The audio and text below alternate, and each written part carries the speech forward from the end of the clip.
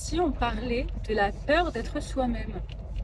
Parce que ça, c'est un peu méconnu. On parle beaucoup de la peur de la mort, la peur de parler en public, la peur des araignées, etc.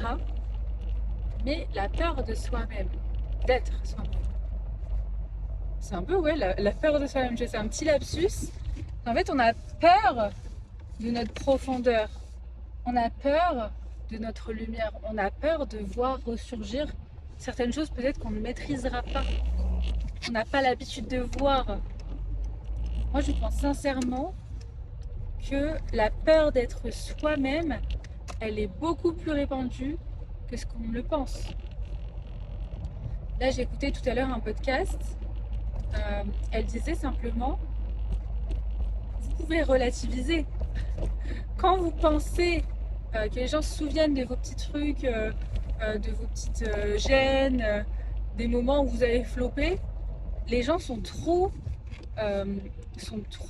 occupés par ce qu'ils font, par, par le jugement qu'ils ont envers eux-mêmes déjà, que se rappeler des petits détails que vous avez pu vivre en fait. Donc moi ça m'a fait rire parce que combien de fois je me suis dit oh mon Dieu mais on va se rappeler de ce que j'ai fait, etc. C'était tellement gênant. Mais la plupart du temps, non. Parce que posez-vous la question, est-ce que vous vous rappelez de la dernière gêne de votre meilleur ami? C'était quoi? C'était quand? En général, non. En général, vous ne vous rappelez pas de ça. Par contre, votre dernière gêne, votre dernier moment de flop, ça vous l'avez pas oublié. Donc en fait, c'est juste dédramatiser sur le fait que les gens sont beaucoup trop occupés par ce qu'il se passe dans leur vie, par les jugements qu'ils portent sur eux-mêmes, que par vous. Arrêtez de penser que vous êtes le centre du monde. Mais ça, je me le dis, hein, sincèrement. À chaque fois, là, quand je veux prendre la parole et que je me dis, oh, non, mais si on pense ça de moi, ouais, et en fait, et alors, toi, quel jugement tu portes sur toi? Est-ce que tu es fier de le faire? Est-ce que tu es fier de porter ta voix? Ça te suffit, non? Les gens vont peut-être te juger, ok, mais sache que tu n'es pas le centre du monde. Ils sont beaucoup plus occupés par eux-mêmes, par leurs problèmes, par leur vie, par leur quotidien, par le fait de déjà oser se montrer.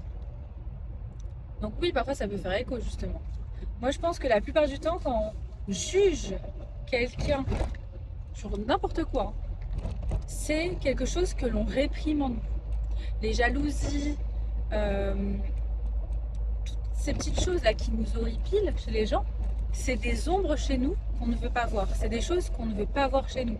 Ou alors c'est tellement à l'opposé de nous qu'on n'arrive pas à l'accepter du coup chez nous. Alors qu'en fait, tu peux être une chose et tu peux en être une autre. Tu peux être tout et son contraire. Si tu réfléchis, tu as plein d'exemples comme ça. Tu peux être travailleur, tu peux être un flemmard aussi. Enfin bref, il y a plein d'exemples. Euh, du coup, aujourd'hui, la question c'est est-ce que si ton temps était limité, si là aujourd'hui tu apprenais que ton temps était limité et que là en fait tu as tout le champ des possibles, tu sais que ton temps il est limité, donc tu sais que c'est maintenant ou jamais en fait. C'est pas, tu remets pas à plus tard. Qu'est-ce que tu ferais maintenant? Qu'est-ce que tu décides de créer maintenant? Qui c'est que tu décides d'être maintenant? Choisis aujourd'hui quelles seraient les actions que tu mettrais en place si tu savais que ton temps était limité. Mais genre vraiment limité, tu vois, parce que oui, notre temps est limité, on le sait qu'on va mourir un jour. Mais là, si tu disais, allez, il me reste un an. Ok, il te reste un an. Du coup, qu'est-ce que tu fais durant cette année? Est-ce qu'il y a des projets que tu as envie de commencer? Est-ce qu'il y a une relation que tu as envie de développer? Est-ce que tu as envie de te lancer dans une activité que tu repousses depuis un moment? Qu'est-ce que tu ferais maintenant? Arrête de penser à plus tard. Ça n'existe pas. Donc oui, bien sûr, il faut préparer quand même son avenir. Il faut essayer de... Voilà, choisis ce que tu veux dans tout ça. Qu'est-ce qui fait sens à tes yeux? Et ose être toi. Ose assumer tes facettes. Ose te montrer. Ose retirer ces masques que tu portes en société avec telle ou telle personne. Parce qu'on a tous été dans ce cas-là. Porter des masques. Maintenant, qu'est-ce que tu veux vivre? Qui veux-tu être? C'est vraiment ça.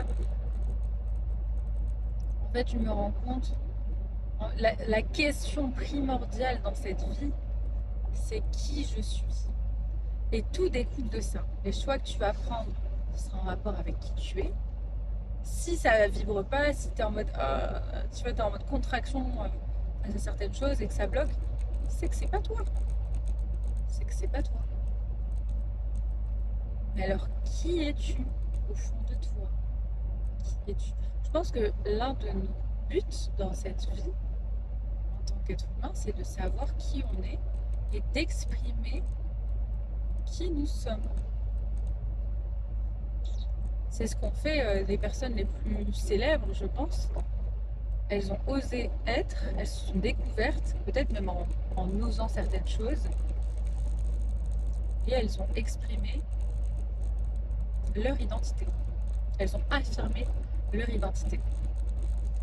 Et de là, elles ont créé leur vie en fonction de leur identité profonde. Et là, c'était pas juste, voilà, c'est ma famille qui me connaît. Non, c'est tout le monde sait comment tu es. Tout le monde connaît tes limites et tout le monde les respecte parce qu'ils les connaissent. Et toi, tu fais pas semblant, tu joues pas un rôle. Tu es qui tu es. Donc maintenant, la question est, est-ce que tu veux vivre le restant de ta vie sans être toi-même?